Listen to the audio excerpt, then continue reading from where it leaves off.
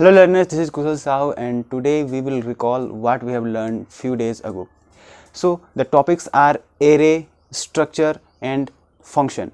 These three topics we have covered in few days. So starting from the array, we have learned about the one-dimensional and two-dimensional, means 1D and 2D. These both types of array we have learned, and how you can declare a 1D or 2D, or how you can declare a array. So to declare an array, you have to write the data type of that is int, char or float, anything, and the name of the array and the size. Name of the array you can write A, B, C, D, E, F, G, H or any word or anything, and size you have to mention here 10, 20, 12, and this is the one-dimensional array declaration. And in two-dimensional array, to declare a two-dimensional array, we have to write the type and the name and two sizes, that is one is for row and another one is for column, because it will form these types of structure in a memory who have some rows and who have some columns.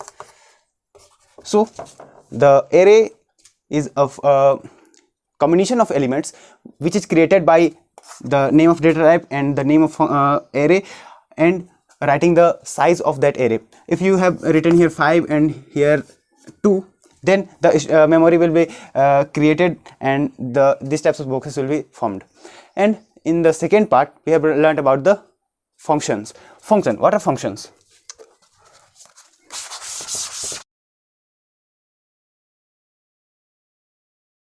First one is library function, and second one is user defined function. The library function is a predefined function which are used in a C++ programming to make such calculation like square root, is upper, to lower. These are functions, and these are having their own header files like math.h.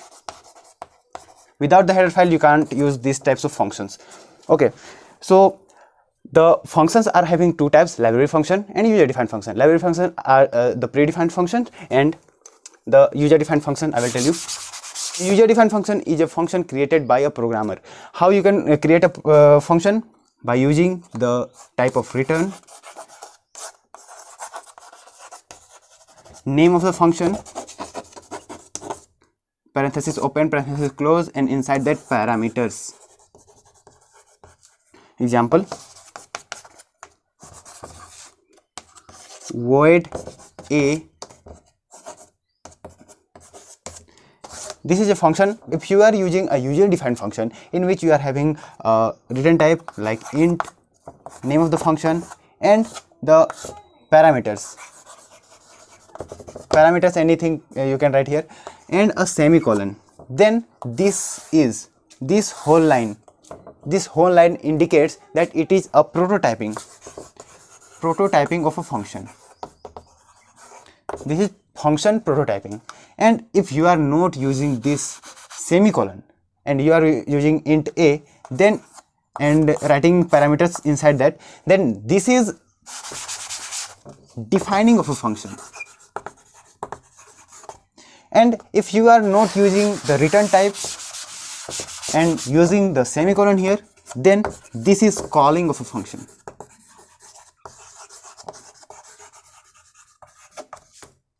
So in user defined function you will get this, and in library function you will get that the predefined function. Okay, next topic was pass by value and pass by value and pass by reference. If you are using a user defined function, inside that function you are passing the arguments, and that argument can be passed by two types. One is pass by value and other one is pass by reference. In pass by value you have to just write the variable here, any variable, and and that variable will be passed to the function which has the same name of the function. If this is a function and if you are calling here and passing the variable by pass by value, then the same name of function like a will be encountered. This will not contain a semicolon. Okay, this will contain some information inside the function, and if you are passing here pass by value, then original value, actual value will be passed to that function. And if you are using the pass by reference method, then you have to just write here ampersand and the name of function, ampersand and the variable. Then the address of the variable will be passed to the function. Address will be passed to the function and the address will be work here. So the pass by value and pass by reference are having the basic difference, that is the ampersand, which is indication of the passing by value or passing by reference. In passing by reference you pass the address, and in passing by value you pass the actual value. Next topic we have learned is structure. Structure, what is structure? Structure is something which is related to the function, which is also called, which is also assigned, or which is also assessed by some other variable, some other created variable in void main. You can write a structure outside the void main, inside the void main also. So structure can be written, can be declared, can be defined like struct and the name of the structure. You can write anything, name, and opening and closing and the semicolon. This is must for a structure. This is creating of a structure. And how you can assess the structure? For assessing the structure, you have to create a variable inside the void main. So inside the void main, you have to just create a variable like a, and sorry, this is a, so this can't be a. You can write here small a, and you have to for assessing the variables, for assessing the other functions here, you have to just put a dot and write the name of here variables like int r. If there is a variable named int r, then you have to write just a dot r. So you can assess the values in a structure. One thing in a structure I have forgotten to tell you about: the local definition, local declaration of a function of variables. So if you are writing, this is void main, if you are writing some variables here, some functions here, and inside that you are creating a structure.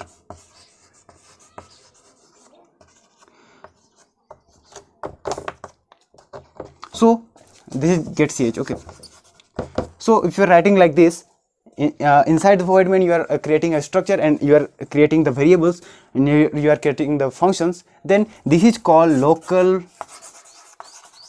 definition of variables and local declaration of structure. Declaration.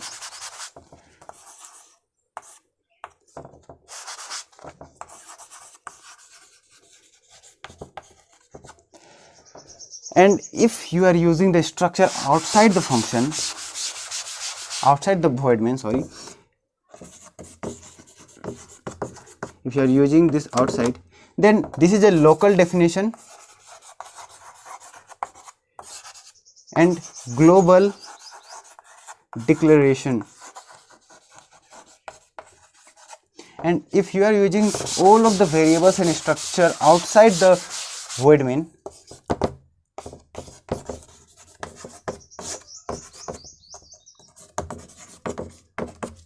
then these are the global declaration and global definition.